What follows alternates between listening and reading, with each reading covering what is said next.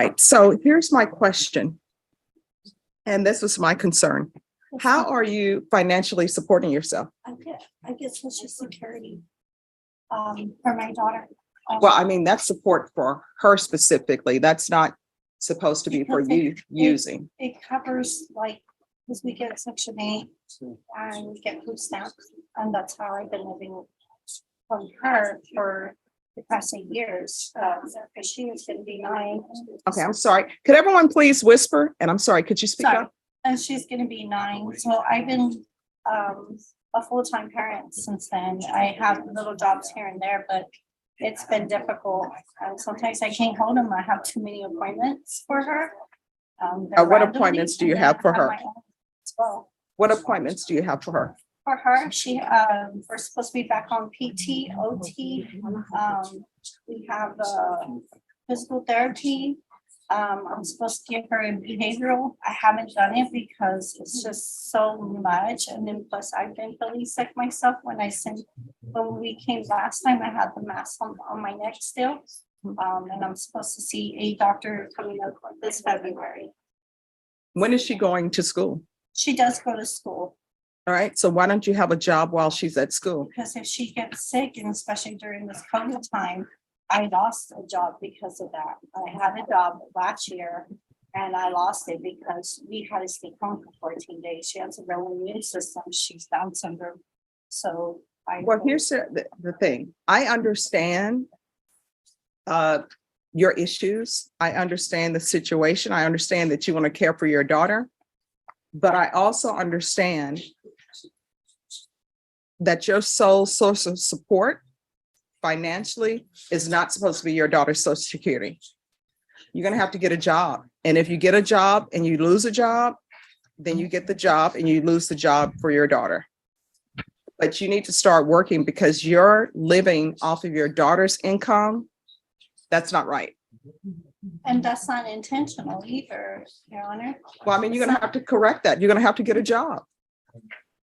And honestly, when you go in for a job interview, you need to inform them up front that my daughter's special needs, I may have to leave sometime. And normally employers will allow that. If you provide proof, you just can't say, well, I'm leaving because of this. I mean, there are plenty of times people in this court have emergencies with their children. And honestly, there are times in this court where the staff will tell me, my child has a soccer game. Can I leave early? I'm like, yes, you can. Go cheer on your child at the long soccer game. Because how long do those games last? Because I think with children now, they do something silly where you have like 4 games in one day or something. Like tournaments. Yes. So you got to get employment. You can't just be living off your daughter's Social Security.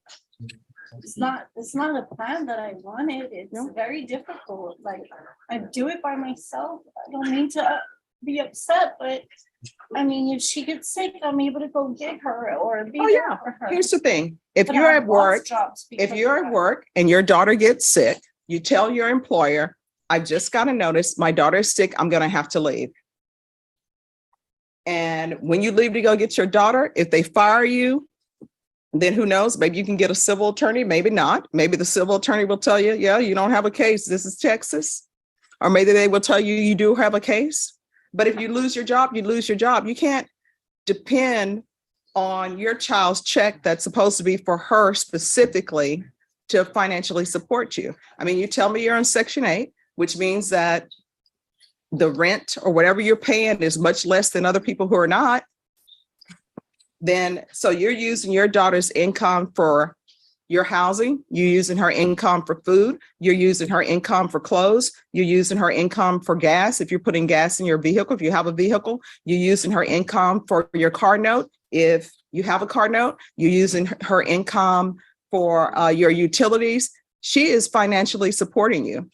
And what I can tell you is there was a time, I think it was, I'm aging myself again. I want to say it's Jerry Coogan, who was a child actor in, I don't know, like the 40s or whatever time he was. And he ended up broke. And you know why he ended up broke? Because his parents were living off him and he was the sole supporter for his family. Your daughter should not be the sole source of financial support for you. So you're gonna have to get a job, and I'm requiring you to get a job. And if you end up getting fired from that job, then you get fired from that job and you're going to search for another one, because your sole source of income should not be your daughter. You understand? How old is your daughter? She's 8 years old. And the fact that you're using her money specifically for you to live off on, guess what? It's like your daughter is going to work to support you. It's not like that, Judge Boyd. I had a job before. I lost a job. I tried to get a job again. When you do call centers or try to work from home, I'm trying. I have looked for jobs. I have put Indeed. I put everywhere so I can work from home. What makes you think, I'm sorry, no disrespect, but what makes you think that I want to live off of $800 and something a month when my car note is covering that and my rent? It is exhausting, and trying to be there mentally and physically for my daughter and all her appointments. I have put that on hold, which I'm not supposed to, but with COVID and everything else, and her low immune system has just been a headache for me. I do this alone. I don't ask anybody for help. I don't ask for any extra. Is her father alive? No, not alive. He's not around. He said he didn't want a retarded daughter. All right, so here's the thing, and this is what I try to tell everybody. We choose our partners in life. We decide to have children, and we choose the partner that we're going to have a child with, usually, normally. So you chose him. And guess what? I'm not your civil attorney, but you walk straight over to civil court and you file documents to have him put on child support. And he has not paid. Well, then you need to go do an enforcement, and you need to get an attorney to do that. But I want you to hear me clearly. I understand your issues. I do. But it doesn't change the fact that you are living off of your child. You're living off of her income. You need to get a job. That's the way it's, you got to get a job. That's the way it has to be, because you can't live off your daughter's income. Your daughter, even though she's getting Social Security, it's as though your daughter is working. You are not working, and you're living off of her. You're living off of her. And honestly, you're living off of taxpayers, because you're in Section 8. How much is your rent? $138. It's going up. Okay, so it's $138. How much should it really be, though? I've had people come before me, their rent is $27 when it really should be $1,500. Everybody else in here, and not everybody, because I don't know everybody's situation, but I know everyone who is in the well of the court, they're not paying $138. I would love to pay $138 for our place. I would be living like a queen, traveling every single day, because it's only $138. So here's the thing. You have got to get a job. End of story. You can't live off your child. And if there's a call center you can work for, then work for it. If you can work at McDonald's, then work at McDonald's. But I am not going to allow you to live off your daughter. And you're here for a driving while intoxicated case that was reduced to a misdemeanor. So the fact that you had alcohol, guess what? Your daughter paid for you to have alcohol. And I know your daughter's not drinking. So you took part of her Social Security money to pay for alcohol. I didn't pay to use alcohol. Did somebody buy you that drink? Yes, ma'am. It was my birthday time. Who bought you the drink? My friend Val. All right. So you're out drinking, enjoying your life. And was your daughter with you when you were drinking? Yes, ma'am. It was just a dinner. So there we are. But you're going to get a job. Everybody in here is required to have employment. You cannot continue to live off your daughter. And you need to stay in touch with probation, because I'm not even asking you to pay your fees. And it shows here that you have a net income of $540. That means that something needs to be cut out. I don't know if it's the cable TV. I don't know if you have cable, but you need to get a job. End of story. It's my car. All right. You need to get a job. All right. So she's going to be required to get employment. And when is my probation end? You're going to get employment.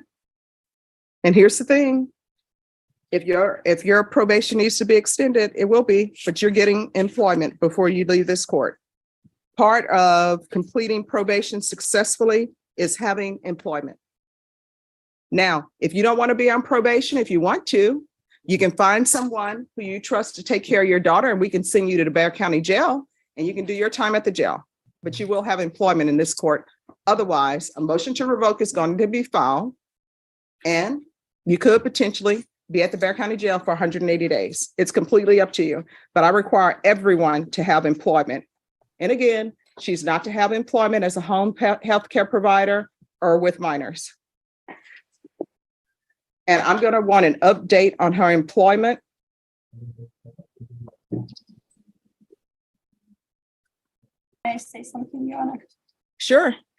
I just don't want you to think like I'm using my daughter. That's not what it is. I was employed. I haven't been employed since last year, and I haven't found a job. I have been looking, and Well, if you have not been employed since last year, what month last year? When's the last time you?